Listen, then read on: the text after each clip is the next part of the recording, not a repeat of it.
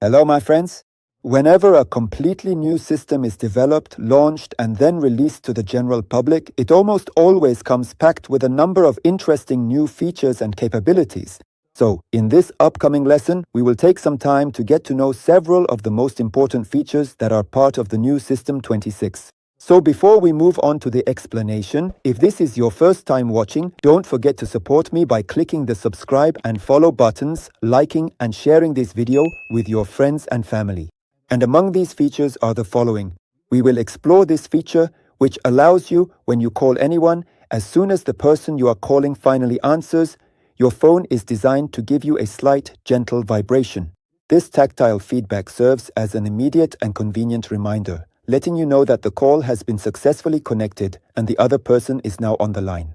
If you've made it to this point, don't forget to check out this playlist. This particular playlist contains a number of incredibly helpful iPhone tutorials, and within them you will find some genuinely important guides that we are sure you will like and greatly benefit from. So until next time, goodbye my wonderful friends.